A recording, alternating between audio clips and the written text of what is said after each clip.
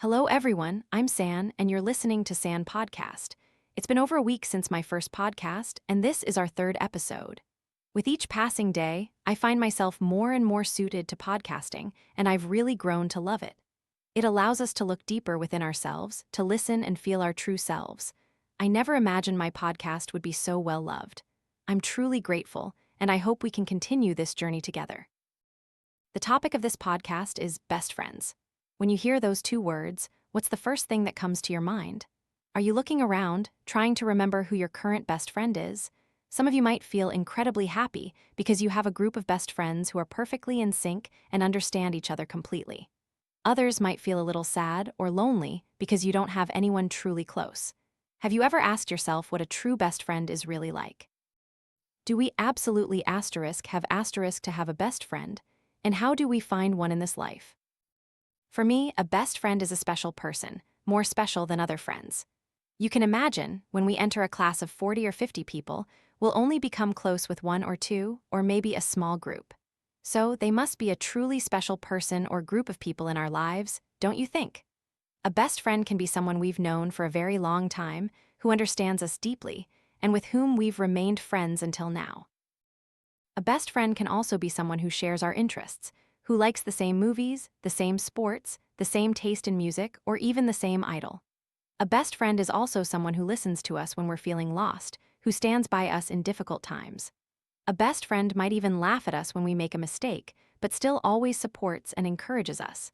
They also show us a special kind of affection, different from others. I truly believe that friendship is something wonderful. We can't always be with our families. We have to live far from home, as I've recently shared.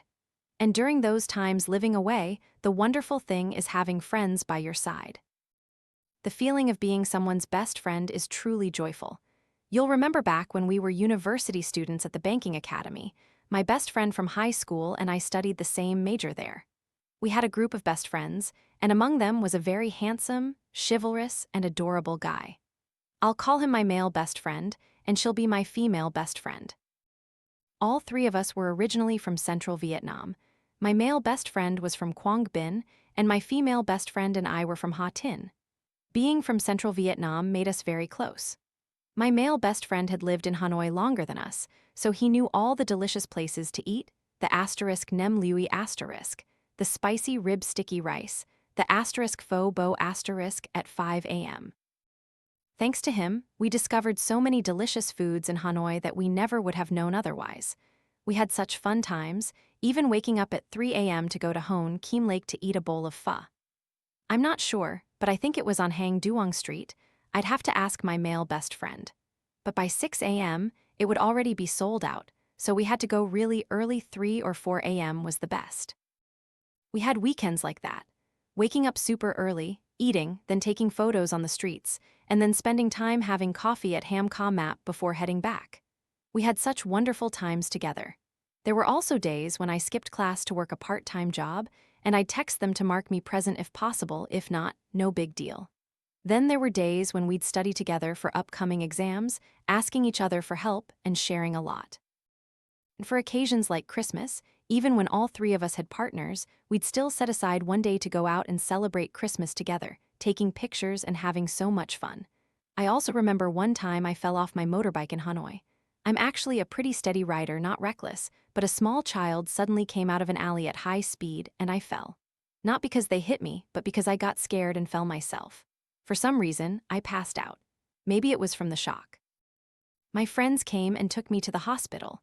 When I woke up, I saw my best friends around me, and I was so grateful for that. During those months living away from home, if I hadn't had my best friends, I truly believe it would have been much harder. With them, I felt so much more supported.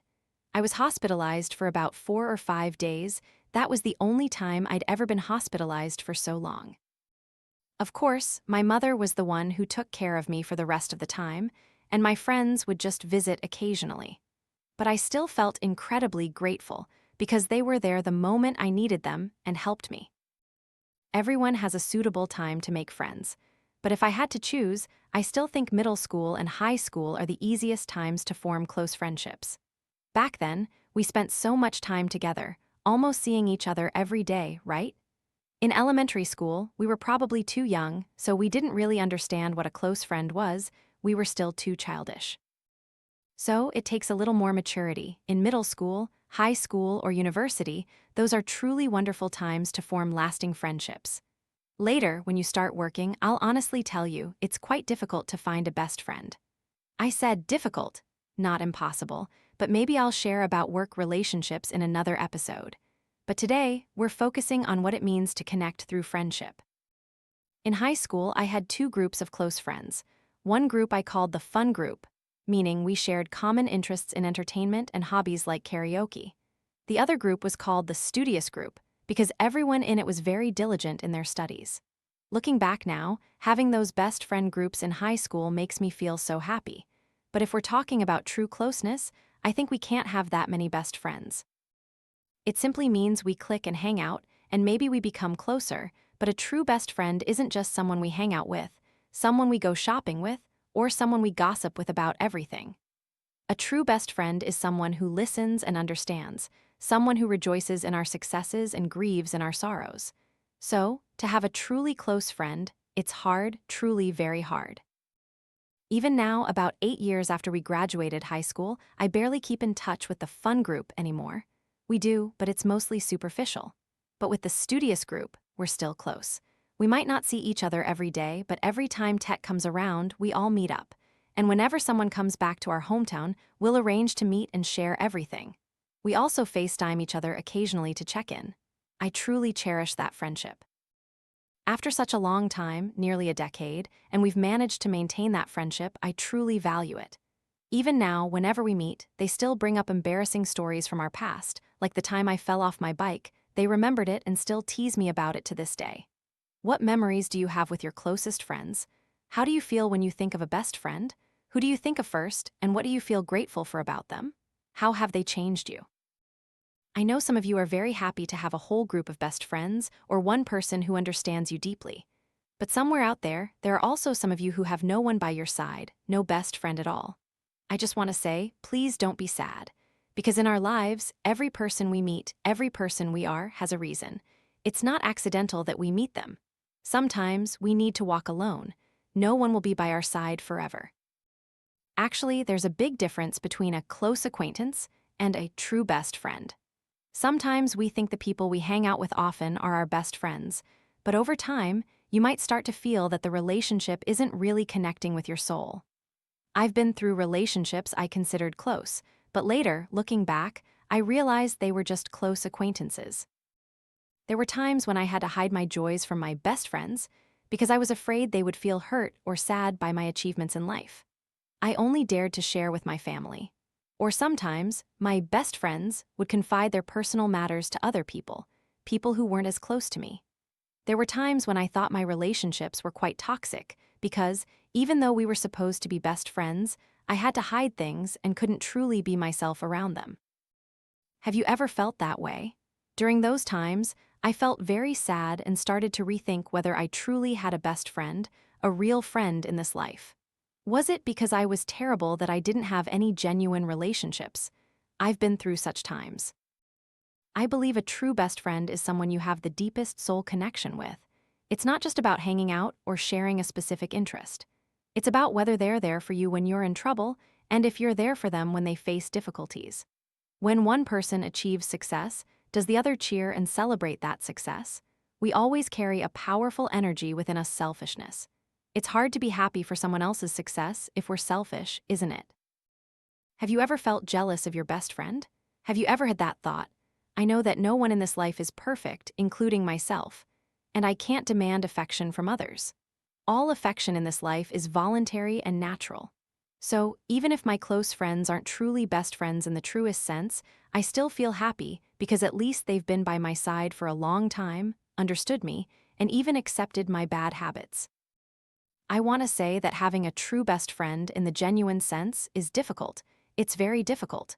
Sometimes we might not even have anyone like that in our lives.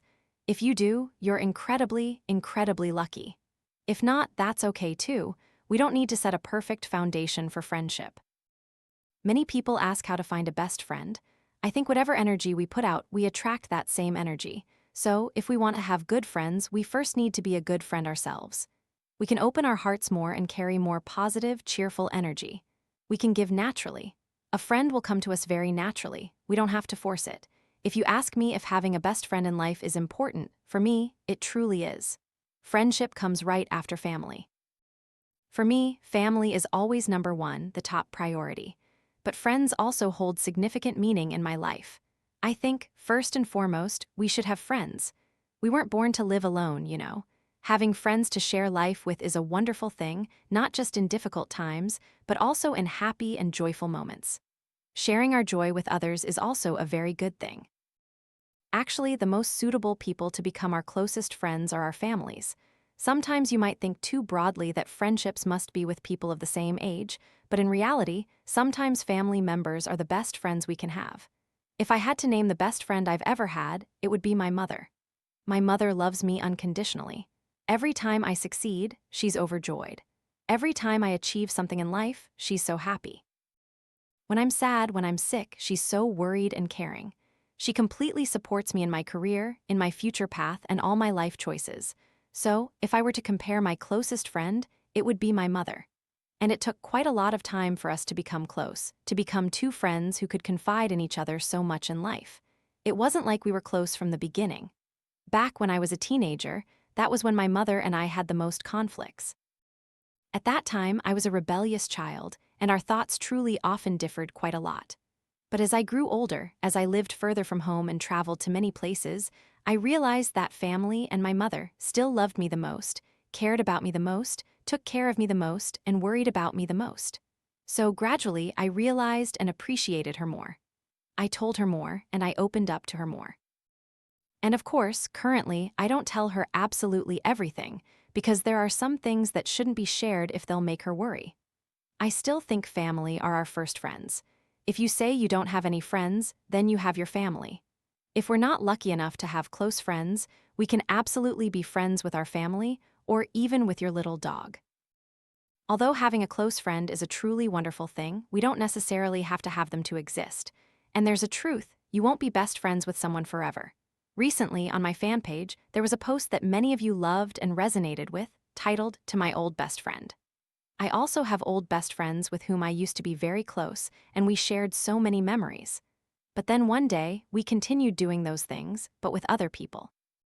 When you have a friend, and then one day you're no longer together, no longer as close as before, each choosing different paths. Maybe you still care about each other, but they're no longer the person you meet and share with daily. Sometimes, that feeling is sad, isn't it? Over time, our circle of friends will inevitably shrink. There might be people we used to confide everything in, even writing letters to each other, keeping journals together, texting each other until 2 or 3 a.m., but now we no longer keep in touch. Sometimes they're still on our friend list, but we never text or ask how they are. So, if you ask if close friends are people who stay with us forever, my answer is no. Only you yourself will be with you throughout your entire life. So, don't feel too sad when there are times in your life when you're alone. At each stage of life, we will meet people who come into our lives. They might visit and then leave immediately. They might stay a little while and then go, or they might stay a little longer, but ultimately, they will also leave. It's wonderful if we're close with someone from childhood until we grow old.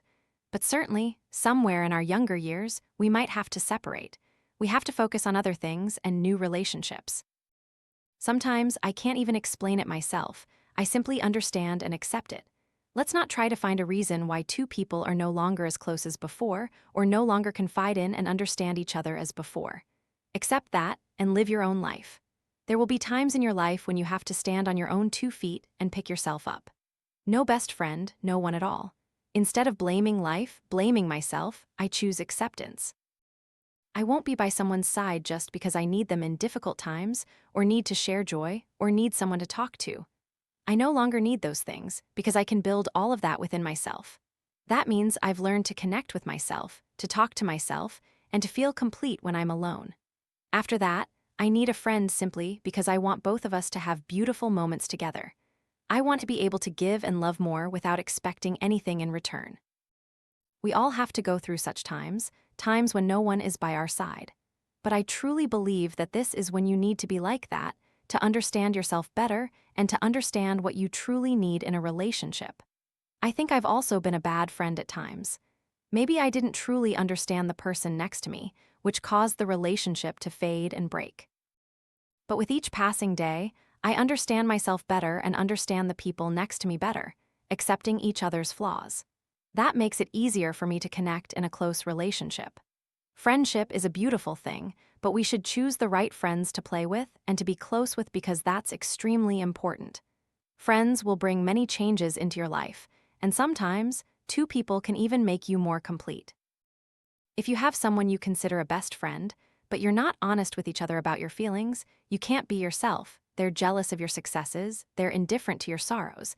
They only see you as someone for fun, or they only seek you out when they have problems, when they break up, or need to borrow money. They only see you as an option. Then you should reconsider yourself a little. Are we hanging out with the wrong people? And should we continue to invest so much affection in this relationship? Many people you consider friends may not actually see you as a true friend. And another very important thing is that no friend is perfect. When we're together, we have to accept each other, accept and respect each other's differences. That's what sustains a long-lasting friendship. If you feel like there are bad traits in a friend that you simply cannot accept, then you don't need to be close with them. But once we are close, we must learn to understand and respect each other's differences. No one is perfect, and neither are our best friends. Walking a long path together is not easy. I am always very grateful to have friends I've known for over 10 years and who are still by my side right now. We might be in different places, but our hearts are still connected.